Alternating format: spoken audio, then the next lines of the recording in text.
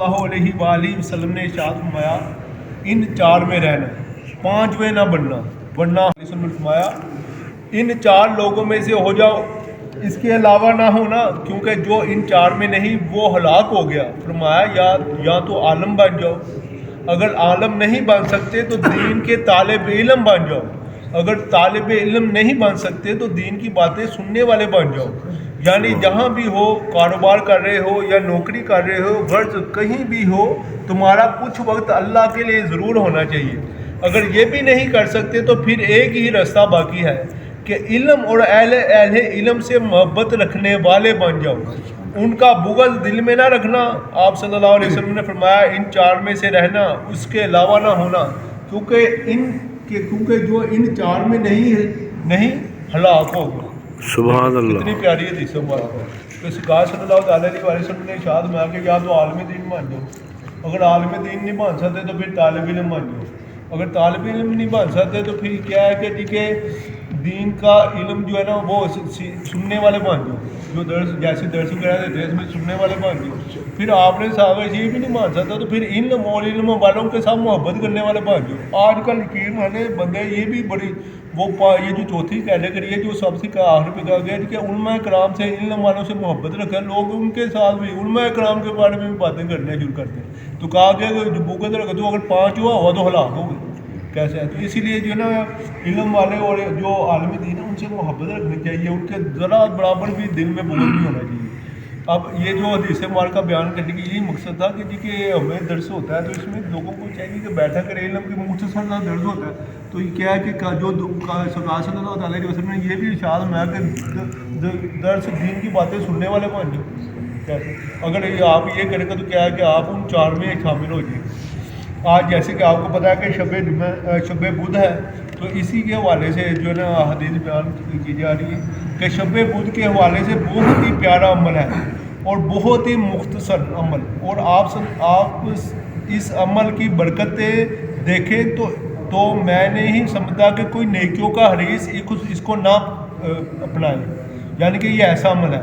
حضور صلی اللہ علیہ وآلہ وسلم نے فرمایا جس نے شب بدھ 2 رکعت نماز پڑھی، اس طرح پہلی رکعت میں سورہ فلق 10 بار اور دوسری رکعت میں 10 بار سورہ الناس قل اعوذ برب الناس پڑھی، اس کی فضیلت دیکھیں۔ حضور صلی اللہ علیہ وآلہ وسلم نے فرمایا 70,000 فرشتے آسمان سے اترتے ہیں اور قیامت تک اس کا ثواب لکھتے رہتے ہیں۔ سبحان اللہ۔ اتنی بڑی فضیلت ہے کہ کیا ہے کہ 10 مرتبہ قل اعوذ برب الفلق پڑھنی ہے آپ نے، اور دوسری رکعت میں 10 مرتبہ قل اعوذ برب الناس پڑھنی ہے، اور 70,000 فرشتہ کہتے ہیں اترتے ہیں اور وہ قیامت تک اس کے لیے ثواب لکھتے رہتے ہیں۔ سبحان اللہ۔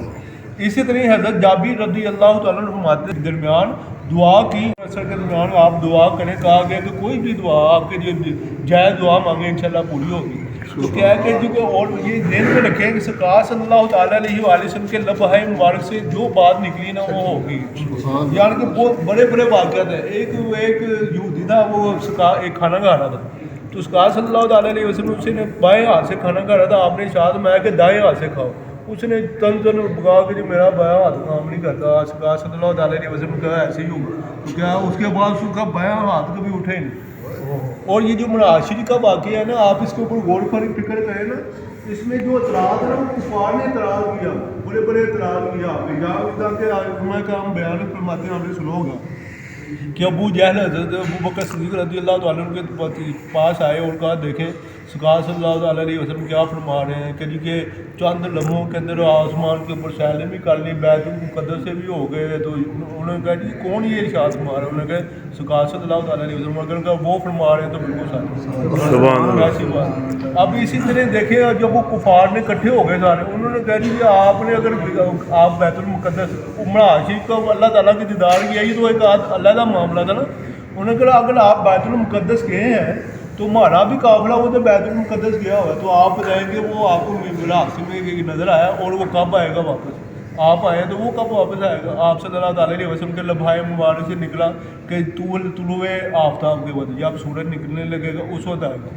لو جی وہ اگلے دن فجر کی نماز سارے فجر کے بعد ادھر کھڑے ہو گئے، سورج نکلنے کا انتظار ہو رہا ہے، اب وہ سارے کھڑے ہیں، سورج نکلے نہیں، بڑی دیر آپ کو کتنا تروب ہے وہ آپ کو اڑان کے سورج نہیں نکل رہا سارے بڑا ٹھیک ٹھاک وقت گزرنے کے بعد نا سورج جب ایسے طلوع ہوا یا نکلا ادھر سے وہ قافلہ سبحان اللہ. سرکار صلی اللہ تعالیٰ علیہ وسلم نے حضرت جبرائیل علیہ السلام سے پوچھا کہ اتنی دیر کس لیے ہوئی؟ انہوں نے کہا کہ ان کا ایک گھوڑا تھا اس کی کہیں ٹانگ ٹوٹ گئی تھی اب وہ تھوڑا صحیح ہوا تو پھر اسی لیے لیٹ ہو گیا. یعنی کہ آپ کے لبوہائے مبارک سے نکلے تو ہو گیا. اس طرح بہت زیادہ. اور آپ نے جب نبوت کا دعویٰ کیا آپ نے اسلام کی دعوت دی کافروں کو آپ نے کہا یہ پہاڑی ہے اس کے بیک سائڈ پہ ایک قافلہ ہے میں کہوں کہ قافلہ ہے اور وہ ہم پہ تمہارے اوپر حملہ کرنے والے ہیں تو کیا تم کیا کہو گے؟ انہوں نے کہا جی کہ سارے کافر کہتے ہیں ہم مانیں گے کہ یہ سچ ہے کیونکہ آپ صدیق ہے آپ نے آج تک جھوٹے نہیں بول سکتے. سبحان اللہ. آپ نے جب یہ بات کی نا تو وہ کہو آپ نے کہا ٹھیک ہے تو پھر میں تمہیں کہتا ہوں کہ اللہ ایک ہے اور مجھے اللہ تعالیٰ نے نبی بنا کے بھیجے. جب یہ بات ہوئی تو سارے بھاگ. لیکن کفار بھی کہتے تھے کہ جو آپ کے لبوہائے مبارک سے نکلتا ہے وہ ہو جاتا ہے اور یہ ہوا بھی ہے. یہ ولید بن مغیرہ جو ہے آپ نے بڑا منافق کہانی ہے مختصر سی میری کہانی ہے بس یہ انہی کی مہربانی ہے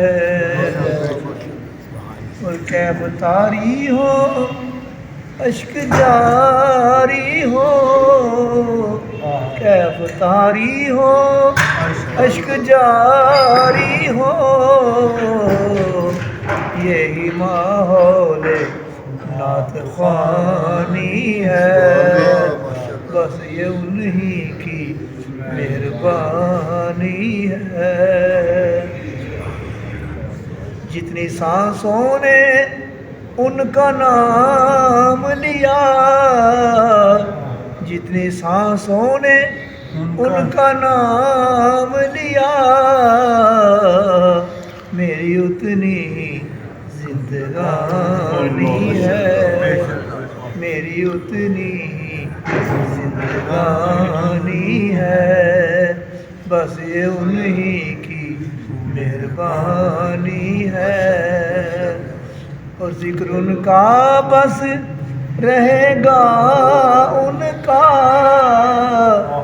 ذکر ان کا بس رہے گا ان کا